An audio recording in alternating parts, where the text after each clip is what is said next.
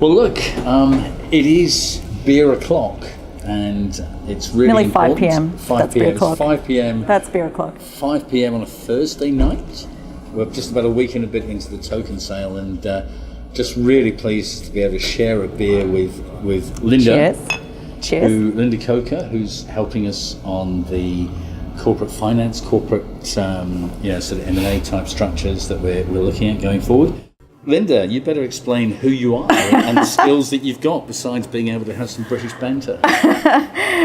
Excellent. So, Lynda Coker, I have actually spent probably the majority of my career in the UK, but came back to Australia a couple of years ago.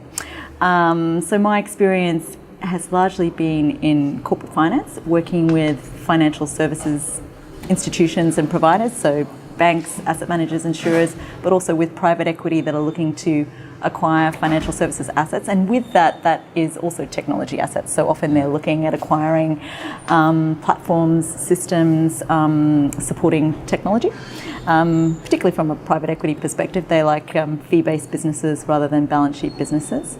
So, but since being in Australia, I've actually done a lot of other M&A activity across agriculture, healthcare, online retail, ports, port deals.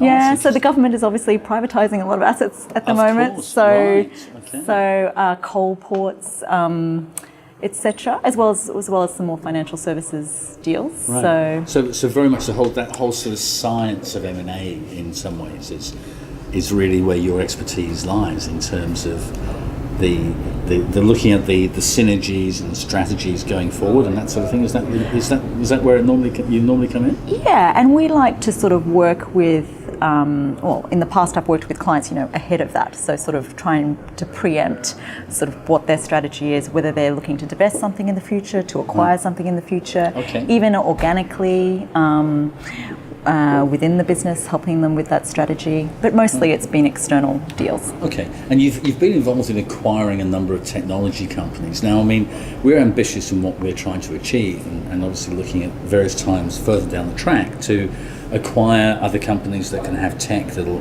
enable us to actually really focus on the problem of piracy that we're trying to solve. So what have you found in your experience of acquiring technology companies? What sort of things have you looked for?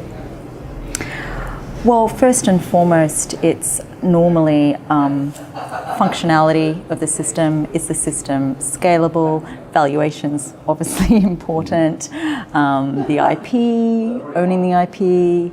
But I would say functionality and scalability are the key deal breakers. Right. And how do you see, just from the And how does that interface into whatever it needs to plug into as well? Right, okay. Yeah. So in the early stage space, are you seeing a lot of interest in sort of FinTech now and in maybe in blockchain companies? Are you hearing people talk about that at all? Of course, because what's happening now is there's so much change and evolution happening in underlying technologies, right? You rewind 5 years ago, no one was really talking about SaaS businesses and cloud-based platforms, etc. So the growth in that has been phenomenal. And then now, obviously, there's blockchain as a technology, and there's a lot of products and businesses looking to try and utilize that and deploy it. And in 5 years' time, it might be a completely different technology as well. So yes, I think there's a lot of noise at the moment around different technologies, but my view is it always needs to default to the product, and I think technology is often the enabler. So it's really the product, and what is the product, and why, whether it's B2B or B2C, what's really different, what's the differentiator with that product, and why is it better than existing alternatives, and how do you differentiate yourself from the competition? Yeah. So, if you think of early stage companies, and I guess looking at sort of maybe 6, 12, 18 months down the track with what we're trying to achieve, there will be other companies that we're looking towards acquire who may not have revenues, for example. That's true. Or they may just have really good tech that maybe they haven't been able to commercialize. Yes. Which makes valuation difficult, but yes. Well, that's right. That's exactly what I was going to say. How would you even contemplate valuing a company on that basis? Well, there's a lot of estimate involved, right? And I think it's really about the assumptions and trying to validate those assumptions to the extent you can about what is the market opportunity, in terms of this particular technology and its use versus other technologies that are out there, and validating assumptions around growth and customers. It's actually really not that different to anything else or to any other type of business, if you know what I mean. Right, but I mean, if you're looking at sort of the bigger end of town, for example, it can often be, you can get a very clear multiple against the revenues. Yes, against, and you against don't have that profit and that sort of thing, which obviously you don't have. No, you don't have. You don't have, which means you need to use assumptions because you don't actually have a benchmark. Yeah. And so is it the situation that it's very much that it's almost not quite sort of, that's how much we think we can. There is a lot of that. Is that the official technique? Is it sort of a finger in the air? This is the way that we're going to lick a stamp and seal the deal. But sometimes there's less science you can apply to it. Right. But it's if it's incredibly early stage, and there aren't externally verifiable benchmarks you can use, then you have to go back to grassroots and go, well, okay, we need to sort of guess about the market potential of this based on what we know at this point in time. And I think investors appreciate that there is a lot of judgment and estimation in that process, and they've got to come to their own view, and they've got to do their own due diligence as well, to be fair. Yeah. Interesting. I mean, it's that's why early stage is risky, right? The thing that I sort of I look at. I mean, because I'm old enough and ugly enough to have been through the .com boom. Crazy valuations. The crazy valuations in the .com side. I mean, I'm old enough and ugly enough to remember that. I mean, obviously you're way too young for that. So we'll have to rely on your knowledge of talking to older people. That's I remember it. Okay, you remember it. I just don't believe that. But we'll continue on. But you could talk to the same kind of crazy valuations for some of these ICOs. Well, you see, that's the thing. That's my logic that I was about to come on to, because with so much money having been raised by a number of these ICOs, which I think is insane, personally. The amount of money that's being raised, they're not going to have the financial disciplines necessarily, or that's probably unfair. They're not going to have the same financial narrative that others will have, because it's almost they've got a war chest. Yeah, we want that technology, we'll buy it, rather than actually necessarily maybe going through that more disciplined approach of sort of saying, do we want this business? Is it really going to work? Is it going to help us? I mean, or am I way off the mark? No. But this is why it's so topical at the moment, right? Because ICOs and digital currencies are currently completely unregulated. An ICO is very different to an IPO. Yeah, right? Absolutely. And the rigor and the process that goes around an IPO and issuing equity is very different to what is actually needed at the moment for an ICO. I mean, for an ICO, there's a technical white paper, right? And that's pretty much it.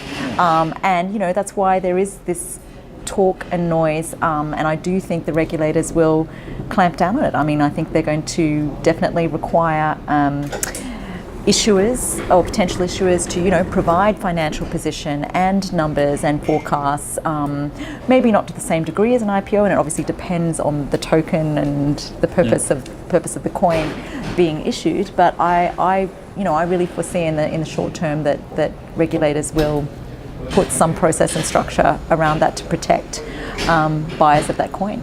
Yeah, I mean it's such an area of the Wild West at the moment, isn't it? I mean, it's just insane, and it's a buyer beware sort of environment. I know. And there's a lot of, you've got to say, there's a lot of dodgy money, I think, actually flowing into it as well, unfortunately.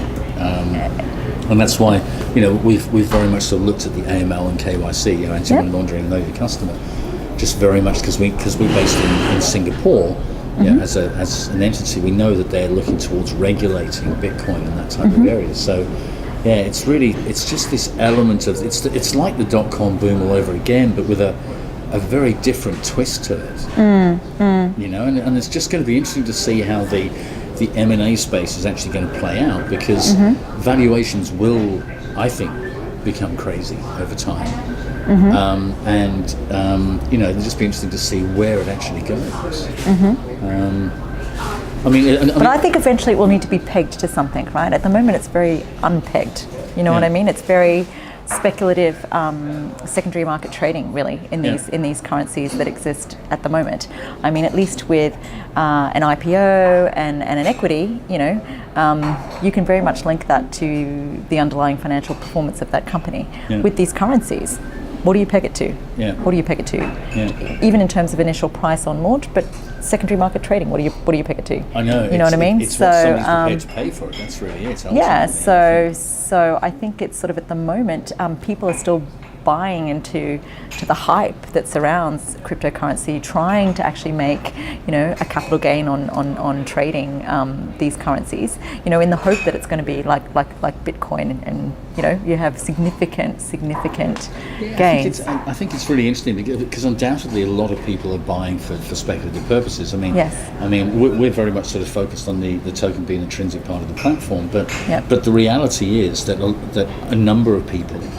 I'm sincerely hoping it's not going to be the majority of the people that buy into our token sale, but a lot of people are buying for speculative purposes. And it's very, I don't know. It's I don't know. It's just got this something in the air, isn't there? That's just, it smells like it could just go horribly wrong.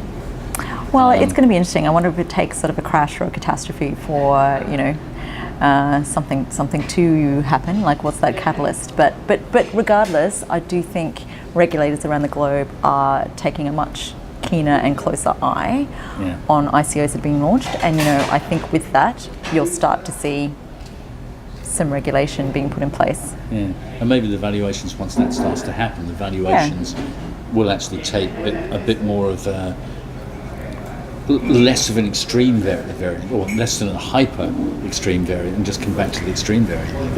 Or maybe it's it's just going to be a tougher, more stringent process to actually issue. Because I remember we were talking before about there was an acquisition you got involved with, which kind of tickled. I found it really interesting because you said that you got involved in your professional life historically in the UK, where you were actually involved in looking towards acquiring a Russian bank. Now, obviously, I know the names won't be mentioned to protect the innocent, so to speak. But I guess they weren't necessarily that innocent. And it was just interesting to hear what you were saying about how international cultures are very, very different in the way that they approach things. So, do you want to just tell us a bit about that Russian bank type of idea? Just because I found it fascinating. The transaction didn't complete, but on behalf of